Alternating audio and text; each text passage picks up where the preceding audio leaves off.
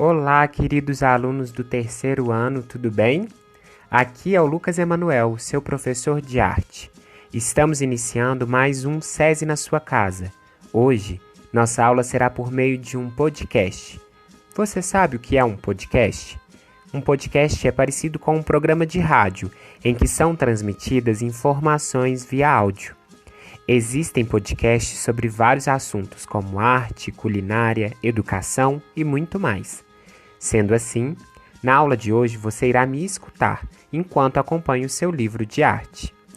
Hoje, nós vamos conhecer a influência indígena para a cultura brasileira, os povos originários do nosso país, conteúdos da página 54 e 55 do seu livro de arte.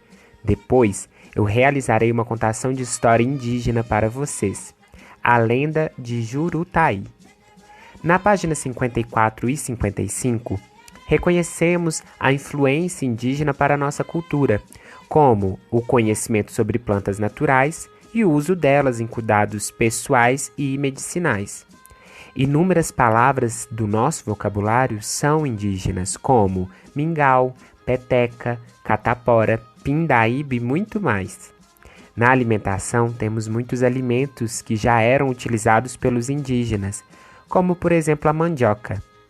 As lendas indígenas também fazem parte do nosso repertório. Mas o que conhecemos como histórias do folclore brasileiro, Saci Pererê, Sereiara, Boto Cor-de-Rosa e outras várias histórias, já faziam parte da cultura indígena. Eram as lendas dos povos indígenas. Existem mais de 250 povos indígenas do Brasil, que falam mais de 150 línguas. A cultura indígena está exposta em diversos museus espalhados por todo o país. Veja alguns exemplos, como o Museu do Índio, na página 55. Vou aproveitar a oportunidade para contar uma breve história indígena, a lenda de Jurutaí. Há muito tempo atrás, no fundo da floresta amazônica, havia um pássaro chamado Jurutaí.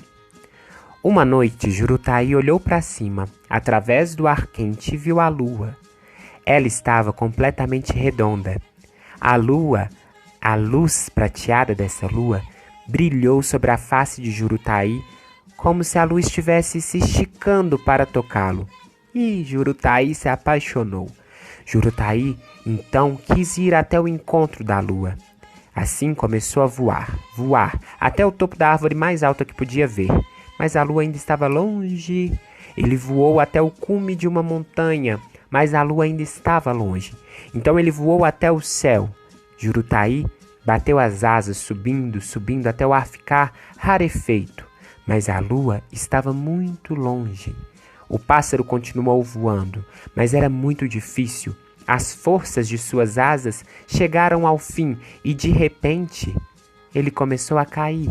Rodopiava através do ar negro e batia asas céu abaixo. Então ele caiu em uma perfumada árvore. Ele se empoleirou ali, piscando ofegante para a lua.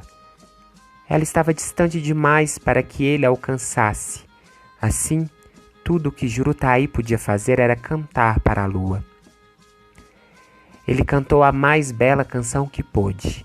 Uma canção cheia de amor que se espalhou pela floresta. A lua olhou para baixo, mas não respondeu. Lágrimas caíram dos olhos de Jurutaí. Encheram os vales e escorreram em direção ao mar.